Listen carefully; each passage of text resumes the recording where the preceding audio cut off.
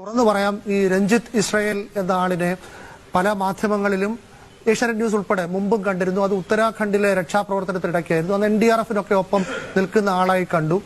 അതുകൊണ്ട് ഞങ്ങളും ചില ചർച്ചകളിൽ പങ്കെടുപ്പിച്ചിട്ടുണ്ട്. പക്ഷേ അത് തിരിഞ്ഞു നോക്കുമ്പോൾ ആ ചെയ്തത് ശരിയായ ഒരു കാര്യമായിരുന്നു. യഥാർത്ഥത്തിൽ ആദ്യത്തെ 4 ദിവസം ഈ അന്വേഷണം നടന്നത്, 4-5 ദിവസം ഈ അന്വേഷണം പൂർണ്ണമായും നടന്നത് കരയിൽ ഈ മണ്ണിടിഞ്ഞു വീണ സ്ഥലത്തുണ്ട് എന്ന ഒരു ഇൻഫർമേഷന്റെ പുറത്താണ്. പക്ഷെ അതൊരു മിസ്ലീഡിംഗ് ഇൻഫർമേഷൻ ആയിരുന്നുവെന്ന് അധികൃതർ അപ്പോഴും തന്നെ പറഞ്ഞു.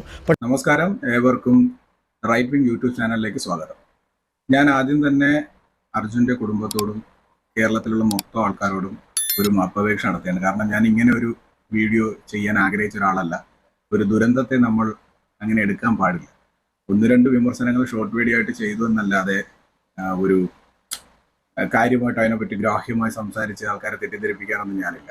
ഇന്നിപ്പോൾ ഞാൻ ഈ വീഡിയോ ചെയ്യാൻ ആഗ്രഹിച്ച കാരണം നിങ്ങൾക്ക് എല്ലാവർക്കും തന്നെ പലർക്കും അറിയാവുന്നതാണ്. എൻ്റെ ഷോർട്ട് വീഡിയോ കണ്ടിട്ടുള്ള പലർക്കും അറിയാവുന്ന ഒരു കാര്യം തന്നെയാണ്. എങ്ങനെയാണ് നമ്മുടെ മാധ്യമ പ്രവർത്തകർ ഈ ഒരു ദുരന്തത്തെ ബിസിനസ്സാക്കി മാറ്റിയെന്ന് തോന്നിയത്. അവരങ്ങനെ ചെയ്തു എന്ന് എനിക്കൊരു ധാരണ വന്നു.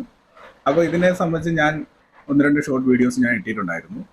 ഞാനും വളരെ അഭിമാനത്തോടു കൂടി നമ്മുടെ സംസ്ഥാനത്തിൻ്റെ ആ ഒരു എന്താ പറയുക, ഒരു പവർ ആ വ്യക്തിയെ കാണാതായാൽ അതിൻ്റെ തിരച്ചിലിന് വേണ്ടിയുള്ള നമ്മുടെ ശ്രമത്തിന് വേണ്ടി നമ്മൾ നടത്തിയിട്ടുള്ള കാര്യങ്ങളെ പറ്റി ഞാൻ ഗ്രാഹ്യമായി അഭിമാനത്തോടു കൂടി ഞാൻ പറഞ്ഞിട്ടുണ്ടായിരുന്നു. പക്ഷേ ഇപ്പോൾ അതിലൊക്കെ എനിക്ക് കുഴപ്പമൊന്നുമില്ല കേട്ടോ. അത്രയും കാര്യമായിട്ട് തന്നെ നമ്മൾ ഇടപെട്ടു. പക്ഷെ നമ്മൾ ഒരാളോടുള്ള സ്നേഹം മറ്റൊരാളോടുള്ള വെറുപ്പായി മാറി എന്ന് എനിക്ക് തോന്നി. കർണാടകക്കാർ മനുഷ്യത്വത്തിന് ഒരു വിലയും കൽപ്പിക്കുന്നില്ല, അങ്ങനെയൊക്കെയുള്ള ചില നരേറ്റീവ്സ് എഴുതാനിടയായി പല റിപ്പോർട്ടുകൾ കാരണം. 16-ാം തീയതിയാണ് അപകടം നടന്നതെന്നും 17-ാം തീയതി 18-ാം തീയതി തൊട്ടാണ് അർജുനെ കാണാനില്ല എന്നുള്ള വിഷയം പൊങ്ങി വന്നതായിട്ടും അവിടെയുള്ള പോലീസുകാരെയൊക്കെ ഒരുപാട് കുറ്റം പറഞ്ഞുകൊണ്ട് കുടുംബത്തിനെന്ന് ഞാൻ കുറ്റം പറയാം. കാര്യം വേണ്ടപ്പെട്ടവർക്ക് എപ്പോഴും ആ ഒരു ടെൻഷൻ ഉണ്ടാവും. അവർ പല രീതിയിൽ റിയാക്ട് ചെയ്യും. അവർ പല കാര്യങ്ങളും പെട്ടെന്ന് സംസാരിക്കും. കാര്യം അവരുടെ മകനാണ്, അല്ലെങ്കിൽ അവരുടെ ഭർത്താവാണ്, അവരുടെ സഹോദരനാണ്, അങ്ങനെയൊക്കെയുള്ള വികാരങ്ങളുണ്ടാവും. പക്ഷെ എനിക്ക് തോന്നിയൊരു പ്രശ്നം എന്ന് വെച്ചാൽ ഇപ്പോഴെല്ലാവരും കുറ്റബോധത്തോടു കൂടി റിപ്പോർട്ട് ചെയ്യുന്നു, കുറ്റബോധത്തോടു കൂടി പലരെയും വിമർശിക്കുന്നു. ചിലരെ വിളിച്ചുകൊണ്ടിരുത്തി അവരെ കൊണ്ട് ഈ ഡിബേറ്റുകൾ നടത്തിയത് വളരെ തെറ്റായി പോയി എന്നൊക്കെ ചിലരൊക്കെ പറയുന്നു. അതിനോടൊന്നും എനിക്ക് തീരെ യോജിപ്പില്ല. കാരണം എന്താണെന്ന് വെച്ചാൽ ഇതിൽ ഒരു വ്യക്തിയിൽ മാത്രമാണോ തെറ്റ് നമുക്ക് ആരോപിക്കാൻ കഴിയുന്ന? എല്ലാ വ്യക്തികളിലും തെറ്റാണ്. ഞാൻ ഉൾപ്പെടുന്ന, കേരളത്തിൽപ്പെടുന്ന നമ്മളെപ്പോലുള്ള എല്ലാവരും അതിന് ഉത്തരവാദികളാണ്. ആദ്യം തന്നെ ഇതിന്റെ ഓണർ വന്നിട്ട് കരയിൽ തന്നെ ഉണ്ട്, മൊബൈൽ ഫോൺ റിങ് ചെയ്തു, സിഗ്നൽ ലഭിച്ചു എന്നൊക്കെ പറയുമ്പോഴും നമ്മുടെ പത്രക്കാരോ റിപ്പോർട്ടർമാരോ ആരും തന്നെ ഇതിന്റെ ഒരു ആധികാരികത, ഏത് ഫോണിൽ നിന്നാണ് വിളിച്ചത്, അങ്ങനെ ആ ഡയൽ ചെയ്ത സമയം ഒന്ന് കാണിക്കൂ, എത്ര സമയം റിങ് ചെയ്തു, അതിന്റെ ഒരു കോൾ ലിസ്റ്റ് എടുക്കുക, ആ മൊബൈലിലോട്ട് റിങ് പോയോ, ഇതൊന്നും ചെയ്തിട്ടില്ല. ഈ വണ്ടി സ്റ്റാർട്ടായി എന്ന് പറയുന്നു, സ്റ്റാർട്ടായതിന് ഇവർക്ക് സിഗ്നൽ ലഭിച്ചു. ഏത് ഡിവൈസിലേക്കാണ് സിഗ്നൽ ലഭിച്ചത്, ആ സിഗ്നൽ ലഭിച്ചത് എങ്ങനെ നിങ്ങൾക്ക് മനസ്സിലായി, എന്ത് സംവിധാനമാണ് അതിനുള്ളത്, അതിനെ പറ്റിയിട്ടും യാതൊന്നും ആർക്കും പറയാനില്ല. ഇന്നിപ്പോൾ ഞാൻ നമ്മുടെ ഏഷ്യാനെറ്റ് ന്യൂസിന്റെ മിസ്റ്റർ വിനു വി ജോണിനോട് എനിക്ക് ചോദിക്കാനുള്ളൊരു ചോദ്യം, നിങ്ങൾ എങ്ങനെയാണ് മാപ്പപേക്ഷ നടത്തിയിട്ട് കൈയെഴുകാൻ നിങ്ങൾക്ക് പറ്റുന്നത്? ഞാനൊരു കാര്യം ചോദിച്ചോട്ടെ, നിങ്ങൾ ഇതിനു മുമ്പ് എന്തെല്ലാം വിഷയത്തിൽ നിങ്ങൾ ആധികാരികമായിട്ട് ഡിബേറ്റുകൾ നടത്തിയിട്ടുണ്ട്?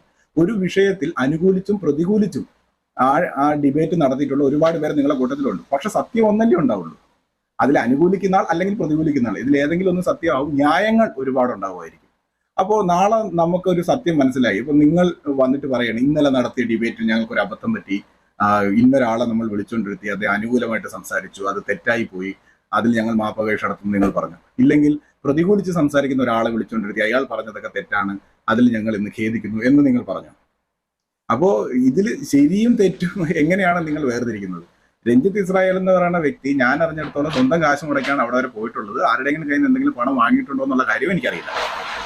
ആ വ്യക്തി ഇതിനു മുമ്പ് ഒരുപാട് രക്ഷാപ്രവർത്തനങ്ങൾക്ക് പോയിട്ടുണ്ട്. അങ്ങനെ അദ്ദേഹം മുൻകൈ എടുത്തുകൊണ്ട് അവിടെ ചെല്ലുകയും ലോറി അവിടെ തന്നെ ഉണ്ട്. ചിലപ്പോൾ അദ്ദേഹവും നിങ്ങളുടെ റിപ്പോർട്ടുകൾ കണ്ടിട്ടോ അല്ലെങ്കിൽ മനാഫ് എന്ന് പറഞ്ഞ ലോറിയുടെ ഓണറുടെ വാക്കുകൾ കേട്ടിട്ടോ ഒക്കെ ആയിരിക്കും അയാളും പറഞ്ഞിട്ടുണ്ടാവുക അത് കരയിൽ തന്നെ ഉണ്ടാവുന്നത്.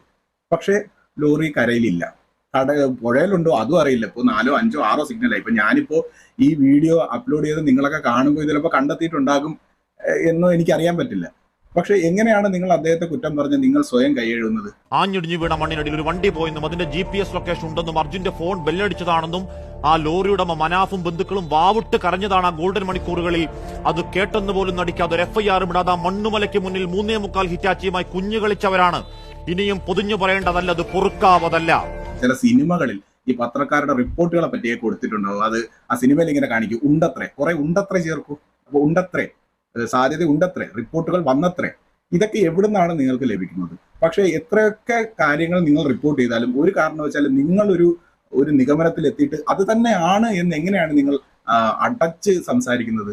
റിപ്പോർട്ടർ ചാനലിൽ വന്ന ആദ്യ സമയങ്ങളിൽ വന്ന റിപ്പോർട്ടുകളിൽ മിസ്റ്റർ അരുൺ കൃത്യമായി പറയുന്നുണ്ട്, ലോറി പുഴയിൽ ഇല്ല എന്നത് നമുക്ക് സ്ഥിരീകരിക്കാം, കരയിൽ തന്നെ ഉണ്ട്. എങ്ങനെയാണ് നിങ്ങൾ ഒരു വിഷയം എടുത്തിട്ട് നിങ്ങളുടെ അഭിപ്രായം ജനങ്ങളിലേക്ക് അടിച്ചേൽപ്പിക്കുന്നത്? സ്വാഭാവികമായും റീസ്റ്റാർട്ട് ചെയ്യുക സാധ്യവുമല്ല. GPS സിഗ്നൽ പുഴയിൽ വീണാൽ നഷ്ടപ്പെടുകയും ചെയ്യും. കാരണം വാഹനം ഓട്ടോമാറ്റിക്കായി സ്വിച്ച് ഓഫ് ആവുന്ന സാഹചര്യമാണ്. അങ്ങനെയാണെങ്കിൽ പുഴയിൽ വീണിട്ടില്ല എന്ന സാധ്യതയാണ്. അപ്പോൾ രണ്ടാമത്തെ സാധ്യത നമ്മളിപ്പോൾ പൂർണ്ണമായിട്ടും തള്ളുന്നു. ഏറ്റവും ഒടുവിൽ നമുക്ക് ലഭിക്കുന്ന വിവരമനുസരിച്ച് അർജുൻ ഡ്രൈവ് ചെയ്ത വാഹനം നമ്മൾ ഈ പറയുന്ന പോയിന്റിലുണ്ട്. ഗംഗാവലിയിലൂടെ താഴത്തേക്ക് ആഴങ്ങളിലേക്ക് ആ ട്രക്ക് വീണിട്ടില്ല. അതിപ്പോഴും ഈ റോഡിൽ മണ്ണിനടിയിലും.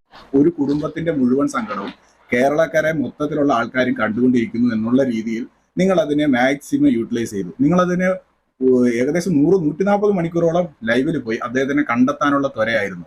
ഇതിനിടയിൽ നിങ്ങൾ ഡ്രോണുകൾ ഉയർത്തിയതിന് അവരുടെ സിഗ്നലും അവിടെ രക്ഷാപ്രവർത്തനത്തിനുള്ള ഡ്രോണിന്റെ സിഗ്നലും നമ്മുടെ സിഗ്നലും ഒക്കെ ഈ നിങ്ങൾ ഉയർത്തിയ ഡ്രോണുകളുടെ സിഗ്നലും ഒക്കെ തമ്മിൽ ക്ലാഷ് ആകുന്ന അവസ്ഥകളുണ്ടായി.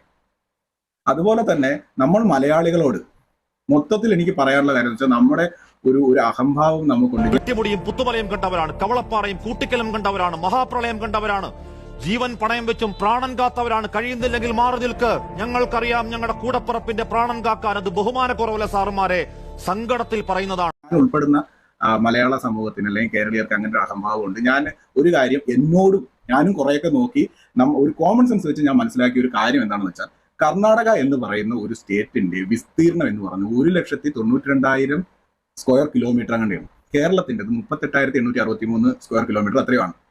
ഏകദേശം കേരളത്തിന്റെ 5 ഇരട്ടി വലിപ്പമുണ്ട് കർണാടകയ്ക്ക്. കേരളത്തിലെ ജനസംഖ്യ 3.5 കോടിയാണ്. 3.56 കോടി ഇപ്പോൾ ആയിട്ടുണ്ടെന്ന് കണക്കാക്കുന്നു. കർണാടകയുടെ ജനസംഖ്യ 6.5 കോടിയാണ്. നിങ്ങളൊരു കാര്യം ആലോചിക്കേണ്ടത്, 3.5 കോടി ജനസംഖ്യയുള്ള കേരളത്തിൽ ഈ 38,000 സ്ക്വയർ കിലോമീറ്റർ നമ്മൾ താമസിക്കുമ്പോൾ നമ്മളെ ഇവിടെയുള്ള ജനസാന്ദ്രത കർണാടകയിൽ കിട്ടണമെങ്കിൽ അവിടെ ഏകദേശം 17.5 കോടി ജനസംഖ്യ വേണം. ഈ 17.5 കോടി ജനസംഖ്യ ഉണ്ട് എങ്കിൽ മാത്രമാണ് കേരളത്തിലെ പോലെ ഇത്രയും ജനം തിങ്ങി പാർക്കുന്ന രീതിയിൽ ഒരു സിറ്റുവേഷൻ കർണാടകയിൽ ഉണ്ടാവുള്ളൂ. ആ അപകടം നടന്നിടത്ത് നാട്ടുകാർ ഓടിക്കൂടിയില്ല, അല്ലെങ്കിൽ അപ്പുറം ഇപ്പുറമുള്ളവർ ഓടിക്കൂടിയില്ല. ഇപ്പോഴതിന്റെ സാറ്റലൈറ്റ് വ്യൂ അല്ലെങ്കിൽ അതിന്റെ മാപ്പൊക്കെ എടുത്തു വെച്ചേക്കും അതൊരു ഒറ്റപ്പെട്ട പ്രദേശമാണ്. അതിന്റെ ഓപ്പോസിറ്റ് കരയിൽ പോലും വെള്ളം അടിച്ചു കയറി എത്രയോ പേര് മരിച്ചു, വീടുകൾ ഒലിച്ചു പോയി. അവരെങ്ങനെയാണ് രക്ഷാപ്രവർത്തനം എത്തുന്നത്? തൊട്ടടുത്തുള്ള ഒരു ഗ്രാമം എങ്ങനെയാണ് ആൾക്കാർ എത്തുന്നത്? 6.5 കോടി മാത്രം കിടക്കുന്ന കേരളത്തിന്റെ 5 ഇരട്ടി വലിപ്പമുള്ള ഒരു സ്റ്റേറ്റിൽ അതിൽ ഏതാണ്ട് 1,20,00,000 ആൾക്കാർ ബാംഗ്ലൂർ എന്ന് പറയുന്ന നഗരത്തിൽ മാത്രമാണ്. വേണമെങ്കിൽ ഒരു 20 ലക്ഷം അതർ സ്റ്റേറ്റ് ആൾക്കാരുണ്ടെന്ന് കൂട്ടിക്കൊള്ളു. എന്നാലും ഈ 6.5 കോടിയിൽ 1 കോടി ആൾക്കാർ താമസിക്കുന്നത് ബാംഗ്ലൂരാണ്. അപ്പോഴൊന്ന് ആലോചിച്ച് നോക്കൂ, ഈ ജനം ഓടിക്കൂടിയില്ല, രക്ഷാപ്രവർത്തനത്തിന് ഓടിക്കൂടിയില്ല എന്ന് പറഞ്ഞ ആദ്യ സമയങ്ങളിൽ നമ്മൾ വളരെയധികം അവരെ ട്രോൾ ചെയ്തിരുന്നു. ഞാനും അതിൽ നിന്ന് മനസ്താപം പ്രകടിപ്പിക്കുകയാണ്. കാരണം എന്ന് വെച്ചാൽ ഇപ്പൊ നമ്മൾ നോക്കുമ്പോഴാണ് മനസ്സിലാകുന്നത്, ഇത്രയും വലിയൊരു സ്റ്റേറ്റില് ഒരു മൂലയിൽ വളരെ ഒറ്റപ്പെട്ട ഒരു പ്രദേശത്ത് കുറച്ച് കൃഷിയുമായി കിടക്കുന്ന ഒരു ഗ്രാമം, ആ ഗ്രാമത്തിൽ എത്ര പേരുണ്ടാവും? ഒരു 100-200 പേരുണ്ടാവും. അതിനപ്പുറത്തുള്ള ഗ്രാമങ്ങൾ ഉണ്ടാകുമോ? അവരെല്ലാവരും അവിടെ ഓടി വന്നിട്ട് എന്ത് ചെയ്യാനാണ്? ഇതിനിടയിൽ എപ്പോഴോ അരുൺകുമാർ ഒരാളോട്, ആ ഡ്രൈവറോ അല്ലെങ്കിൽ അവന്റെ ഓണറോട് നിങ്ങൾ ചോദിക്കുന്നുണ്ട്, ഒരുപാട് ഹിറ്റാച്ചിയും ഒരുപാട് ലോറികളൊക്കെ വരേണ്ടതല്ലേ എന്ന്. അങ്ങനെ എങ്ങനെയാണ് റിപ്പോർട്ടറായ നിങ്ങൾ ചോദിക്കുക? നിങ്ങൾ അവിടെ പോയി പഠിച്ചിട്ട് നിങ്ങളാണ് ഞങ്ങൾക്ക് മനസ്സിലാക്കി തരേണ്ടത്. അവിടെ ഇത്രയും വണ്ടികൾ വരാൻ പാടില്ല, അവിടെ വൈബ്രേഷൻ ഉണ്ടായാൽ വീണ്ടും മണ്ണിടിച്ചിൽ ഉണ്ടാകുമോ എന്നുള്ള ഭയമുണ്ട് എന്ന് നിങ്ങൾ ഞങ്ങൾക്ക് പറഞ്ഞ് മനസ്സിലാക്കി തരുന്നതിന് പകരം നിങ്ങൾ ആധികാരികമായി സ്ഥാപിക്കുകയാണ് ഇത്രയും വണ്ടികൾ അല്ലെങ്കിൽ JCB ലോറികൾ വരാത്തത് അവിടെ രക്ഷാപ്രവർത്തനം കൂടുതൽ എന്താ പറയുക, അവർ വളരെ നിസ്സംഗമായി അല്ലെങ്കിൽ അതിനെ ഒരു നിഷേധാത്മകമായി കാണുന്നു, അവർ അതിന് വലിയ പ്രാധാന്യം ഒന്നും കൊടുക്കുന്നില്ല എന്നുള്ള രീതിയിൽ നിങ്ങൾ സംസാരിച്ചു. ഞങ്ങളെല്ലാവരും അത് റിപ്പോർട്ടുകൾ നിങ്ങൾ അടിസ്ഥാനപരമായി അങ്ങനെ സ്ഥാപിക്കാൻ പാടില്ല എന്നതാണ്. നമ്മൾ പണ്ട് DD മലയാളത്തിലൊക്കെ ന്യൂസ് കാണുമ്പോൾ അവിടെ നടന്ന സംഭവത്തിന് ഇന്ന പോലെയാണ് റിപ്പോർട്ട് എന്നങ്ങ് പറഞ്ഞു പോകുന്ന അല്ലാതെ അത് അങ്ങനെയാണ്, ഏതെങ്കിലും ഒരു വിഷയം വന്നാൽ അതായത് അതങ്ങനെയല്ല, ഇതിങ്ങനെയാണ്, ഇങ്ങനെ തന്നെയാണ് റിപ്പോർട്ട് ഞങ്ങൾ പറയുന്നത്, ഇതിനപ്പുറം പോകാൻ സാധ്യതയില്ല എന്ന് എങ്ങനെയാണ് ജസ്റ്റ് ഒരു ന്യൂസ് ചാനലിന്റെ റിപ്പോർട്ടർമാർ തീരുമാനിക്കുന്നത്? നിങ്ങൾ അങ്ങനെ ഒരു മുൻധാരണ വെക്കാൻ പാടുണ്ട്. നിങ്ങൾ അവിടെ റിപ്പോർട്ടിന് ഷിരൂരിൽ മണ്ണിടിച്ചിലുണ്ടായി, ലോറി കരയിലോ പുഴയിലോ ഉണ്ടാകാൻ സാധ്യതയുണ്ട്. നിലവിൽ അവിടെ റിപ്പോർട്ട് ചെയ്ത സ്ഥലത്ത് അല്ലെങ്കിൽ ഈ മനാഫൊക്കെ പറഞ്ഞ സ്ഥലത്ത് ഇത് തിരച്ചിൽ നടത്തുന്നുണ്ട്. പക്ഷെ നിങ്ങൾ എന്താ ചെയ്തത്? അതിന് ആധികാരികമായ ഡ്രോയിങ് ഒക്കെ വരച്ച് ഇവിടെ ഉണ്ടാവും, ഇവിടെ തന്നെ ഉണ്ടാവും, ഇതിനുള്ളിൽ നിന്ന് ഈ ലോറി പുഴയിലേക്ക് പോകാനുള്ള ഒരു സാധ്യതയുമില്ല. നമുക്ക് പറ്റിയ അബദ്ധം, അല്ലെങ്കിൽ നമ്മൾ മൊത്തം മലയാളികൾക്ക് പറ്റിയ അബദ്ധം എന്താണെന്ന് വെച്ചാൽ, ഈ ബെൻസ് ലോറിയെ നമ്മൾ താരതമ്യം ചെയ്തത് മറ്റു ലോറികളുമായിട്ടും നമ്മളെ തന്നെ മനുഷ്യരെ വെച്ചിട്ടും മറ്റ് കാറുകൾ വണ്ടികളെയൊക്കെ വെച്ചാണ് ഈ ബെൻസ് ലോറിയെ താരതമ്യം ചെയ്തിരിക്കുന്നത്. 200 മീറ്റർ ഉയരത്തിലാണ് ഈ മല ഇടിഞ്ഞു വന്നതൊന്നും ആദ്യ സമയത്ത് റിപ്പോർട്ടുകളിൽ ഉണ്ടായിരുന്നില്ല. 200 മീറ്റർ ഉയരത്തിൽ നിന്നും ഈ മണ്ണും കല്ലും എല്ലാം കൂടെ ഇടിഞ്ഞു വരുമ്പോൾ യഥാർത്ഥത്തിൽ ആ ലോറി ഇതിന് വെറും എന്താ പറയുക, ഒരു പുഷ്പം പോലൊരു സാധനമായിരിക്കും അല്ലെ? ഇത്രയും ഉയരത്തിൽ ഇടിഞ്ഞു വരുമ്പോൾ ഇതിനെക്കുറിച്ച് എനിക്കും അറിഞ്ഞില്ലായിരുന്നു. പിന്നീടാണ് റിപ്പോർട്ടുകൾ വന്നത് ഇത്രയും ഉയരത്തിലാണത് ഇടിഞ്ഞു വന്നിട്ടുള്ളതെന്ന്. അതിനെപ്പറ്റി ആധികാരികമായി നിങ്ങളല്ലേ പഠിക്കേണ്ടത്, ഞങ്ങളാണോ? പലതും റിപ്പോർട്ട് ചെയ്തതിന് ശേഷം ഒരു പത്ര റിപ്പോർട്ടർ എന്ന നിലയിൽ ഞങ്ങൾക്ക് കിട്ടിയ റിപ്പോർട്ടുകളുടെ അടിസ്ഥാനത്തിൽ ഞങ്ങൾ പറഞ്ഞതാണ് എന്നൊരൊറ്റ ഒഴുക്കിന്മേൽ നിങ്ങളത് പറഞ്ഞൊഴിവാക്കും. നിങ്ങൾക്ക് സിമ്പിളാണ്. ഒരു വാക്കിന്റെ പുറത്ത് രഞ്ജിത്ത് ഇസ്രായേലിനെ വിളിച്ച് തെറ്റായി പോയി എന്ന് പറഞ്ഞുകൊണ്ട് അത് ഒഴിവാക്കാൻ നിങ്ങൾക്ക് എളുപ്പമാണ്. അല്ലെങ്കിൽ മനാഫിന്റെ വാക്കുകൾ വിശ്വസിച്ചു പോയി, അത് തെറ്റായി പോയി എന്ന് ഞങ്ങൾക്ക് തോന്നുന്നു, അത് നിങ്ങൾക്ക് ഒരു വാക്കിന്മേൽ നിങ്ങൾക്ക് ഒഴിവാക്കാം, ഒരു മാപ്പപേക്ഷയിന്മേൽ ഒഴിവാക്കാം. എത്രയോ പേര് നിങ്ങളെ ട്രോളുന്നുണ്ട്. ഞാൻ നിങ്ങളെ ട്രോളാനൊന്നും തയ്യാറല്ല. നിങ്ങളുടെ വിശ്വാസ്യത എവിടെയാണ് നിൽക്കുന്നത് എന്നതിനെ പറ്റി നിങ്ങൾക്കൊരു ധാരണ ഉണ്ടാവണം. എന്താണ് അടിസ്ഥാനപരമായിട്ട് നിങ്ങൾ പറയുന്നത്? നാളെ ഒരു സാധനം നിങ്ങൾ റിപ്പോർട്ട് ചെയ്യുമ്പോൾ ജനങ്ങൾ എങ്ങനെയായിരിക്കും നിങ്ങളെ വിലയിരുത്തുന്നത്? നിങ്ങൾ പറയുന്നൊന്നും വിശ്വസിക്കാൻ പറ്റൂല. ഇപ്പൊ പണ്ട് നമ്മൾ കാലാവസ്ഥയെ കുറിച്ച് പറയുന്നത് കേട്ടില്ലേ, ഇന്ന് മഴ പെയ്യും എന്ന് പറഞ്ഞു കഴിഞ്ഞാൽ ഇന്ന് കുട എടുക്കണം, മഴ പെയ്യത്തില്ല എന്ന് പറയുന്നത് പോലെ നാളെ നിങ്ങൾ റിപ്പോർട്ട് ചെയ്ത് ലോറി കരയിലുണ്ടാവും, എന്നാ ഇവനെ നോക്കണ്ട, ലോറി പുഴയിൽ തന്നെ കാണും. ഒരുപാട് കാലങ്ങളായി പല പല സംഭവങ്ങളുടെ പുറത്ത് നിങ്ങൾ നിങ്ങളുടെ വിശ്വാസ്യതയെ പരമാവധി നശിപ്പിച്ചിട്ടുണ്ട്.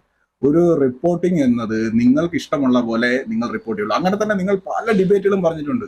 ഞങ്ങൾക്ക് ഉള്ളത് പോലെ ഞങ്ങൾ റിപ്പോർട്ട് ചെയ്യും, ഞങ്ങൾക്ക് കിട്ടിയ പോലെ ഞങ്ങൾ റിപ്പോർട്ട് ചെയ്തുള്ളൂ, ഞങ്ങൾക്ക് ഇഷ്ടമുള്ള ടോപ്പിക്കുകളെ ഞങ്ങൾ ഡിസ്കസ് ചെയ്യുള്ളൂ, ഞങ്ങൾ താല്പര്യമുള്ളത് പോലെ റിപ്പോർട്ട് ചെയ്യുള്ളൂ എന്നൊക്കെ നിങ്ങൾ പലതവണ പലരും പലവട്ടം ചാനലുകളിൽ പറഞ്ഞിട്ടുണ്ട്. അത് അങ്ങനെ നിങ്ങൾ പറയാൻ പാടുണ്ടോ?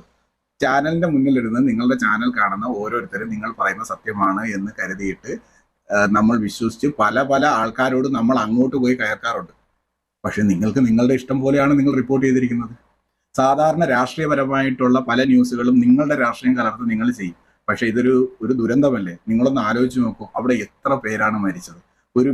ഒരു കടയും വീടും കൊണ്ടുണ്ടായിരുന്നു, 2 കൊച്ചുകുട്ടികൾ, അത് മുഴുവൻ ഒലിച്ച് പുഴയിൽ പോയി, അവരുടെ ഡെഡ് ബോഡികൾ കിട്ടി.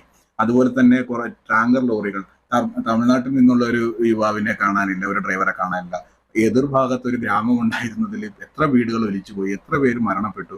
ഇതിനിടയിൽ നിങ്ങൾ അവരെ കുറ്റപ്പെടുത്തി ഞങ്ങളോട് പറയാൻ പാടില്ലായിരുന്നു. കന്നഡിഗരോട് ഞങ്ങൾക്ക് ദേഷ്യം തോന്നാനായിട്ടാണോ നിങ്ങൾ പറഞ്ഞത്? അവിടെ പോയിട്ട് ഇടയ്ക്കൊക്കെ ആരുടെ എസ് പി എവിടെ ചോദിക്കുന്നു, മന്ത്രിമാരെവിടെ, അല്ലെങ്കിൽ വേറെ മന്ത്രിമാർ വന്നു, മുഖ്യമന്ത്രി വന്നു, ഇവരൊക്കെ വന്നിട്ട് ആ ദുരന്തമുഖത്ത് എന്ത് ചെയ്യാനാണ്? കൈകൊണ്ട് മണ്ണ് മാന്താനോ? എല്ലാവരും കൂടി ഇടിച്ചു കയറി പോയിട്ട് നിങ്ങൾ അറ്റത്തുനിന്ന് മാന്തു? എങ്ങനെയാണ് ഈ ആൾക്കാരെല്ലാവരും കൂടി ചെന്നിട്ട് നിങ്ങൾ ഉദ്ദേശിച്ചത്? എസ് പി എല്ലാം വന്നിട്ട് അതിനൊരു സിസ്റ്റം ഉണ്ട്, അതിനെ ഏർപ്പെടുത്തിയിട്ടുള്ള ഡിസാസ്റ്റർ മാനേജ്മെന്റ് സിസ്റ്റം ഉണ്ട്. അവർ വന്നിട്ട് അത് ചെയ്യും. ആ എന്റെ ഒരു കണക്കൂട്ടൽ ആ മണ്ണിടിച്ചിൽ കണ്ടപ്പോൾ തന്നെ അടുത്ത് പോലീസ് വിചാരിച്ചാണ് ഒറ്റൊരെണ്ണം പോലും അവിടെ കാണാൻ സാധ്യതയില്ല. മനസ്സിലായില്ല? അവർ കാണാൻ സാധ്യതയില്ല. അന്ന് 200 മീറ്റർ ഇടിഞ്ഞു വന്നു അവർക്കൊരു ധാരണ ഉണ്ടാകുമായിരുന്നിരിക്കും. റിപ്പോർട്ട് ചെയ്യുമ്പോഴും നിങ്ങൾക്ക് അങ്ങനെ റിപ്പോർട്ട് ചെയ്യാം. പക്ഷെ നിങ്ങൾ പൂർണ്ണമായിട്ടും കർണാടകക്കാർ ഒരു കണ്ണിച്ചോരയില്ലാത്തതാണ്, കേരളത്തിൻ്റെതാണ്, മലയാളികളെല്ലാം ഭയങ്കര സംഭവമാണ്. മലപ്പുറത്ത് വിമാനാപകടം ഉണ്ടായപ്പോൾ, വെള്ളപ്പൊക്കം ഉണ്ടായപ്പോൾ ആൾക്കാർ വന്നത്, രക്ഷിക്കാനായിട്ട് വന്നത്, പല പല കാര്യങ്ങൾ രക്ഷാപ്രവർത്തനത്തിന് ഇറങ്ങി തിരിച്ചത്, അവർ രാത്രി 8 മണിയാകുമ്പോൾ കർണാടകക്കാർ ഒരു സർക്കാർ ജോലികൾ നിർത്തി പോകുന്നു. 8 മണിക്ക് ശേഷം എങ്ങനെ അവിടെ നിൽക്കുക? അവിടെ പെരുമഴയാണ്. നിങ്ങൾ തന്നെ അതും റിപ്പോർട്ട് ചെയ്യുന്നുണ്ട്. പെരുമഴ പെയ്യുന്നു. ഈ രാത്രി ആകുമ്പോൾ മേലേന്ന് മണ്ണിടിയുന്നുണ്ടോ എന്നൊക്കെ ഉള്ളത് ഇവർ ചിലപ്പോൾ ശ്രദ്ധിക്കുന്നുണ്ടാവും, ബൈനോക്കുലറൊക്കെ നോക്കുന്നുണ്ടാവും. ഇടിയുന്നുണ്ടെങ്കിൽ എല്ലാവരോടും അവിടെ നിന്ന് എസ്കേപ്പ് ആയിക്കോളാൻ പറയും. കൂടുതൽ പേര് നിന്ന് കൂടുതൽ അപകടം ഉണ്ടാവരുതല്ലോ. രാത്രി ആകുമ്പോൾ ഒന്നും കാണാൻ കഴിയില്ല. താഴെ ഇടിച്ചുകൊണ്ടിരിക്കുമ്പോൾ മേലേന്ന് ഇടിഞ്ഞു വന്നാൽ വീണ്ടും ഒരു വലിയ ദുരന്തത്തിന് നമ്മൾ കാരണമാകും.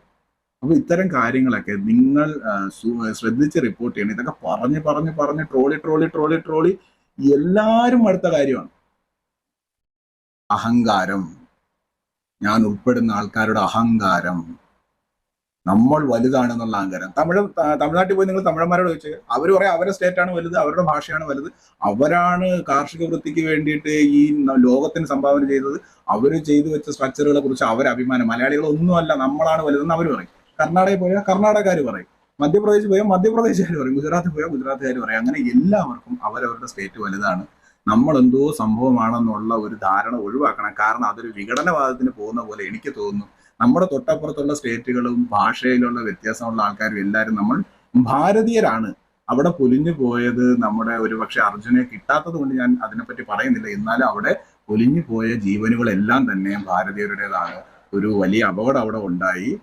ആ അപകടങ്ങൾ ഇനി ആവർത്തിക്കാതിരിക്കാനുള്ള നടപടികൾ നമ്മൾ സ്വീകരിക്കുന്നതിന് വേണ്ടിയിട്ട് സംസാരിക്കുക എന്നല്ലാതെ ഇതിനിടയിൽ ഒരു സ്റ്റേറ്റിനെ മറ്റൊരു സ്റ്റേറ്റിനെ വെറുപ്പുളവാക്കുന്ന രീതിയിലുള്ള റിപ്പോർട്ടുകൾ നിങ്ങൾ ചെയ്യുമ്പോൾ വളരെയധികം ശ്രദ്ധിക്കണം. പറഞ്ഞുകൊണ്ട് ഞാൻ ഇപ്പോൾ തൽക്കാലം നിർത്തുകയാണ്. ഇനിയുള്ള കാര്യമെങ്കിലും നിങ്ങൾ സത്യസന്ധമായി റിപ്പോർട്ട് ചെയ്യും എന്ന് ഞാൻ കരുതുന്നു. Thank you. Brother, there are your friends, not a reporter. The reporter fellow told all negative news. No, sir. We are 24, sir. ನಾನು ಹೇಳ್ಬೋದಾ? ಹೇಳಪ್ಪ.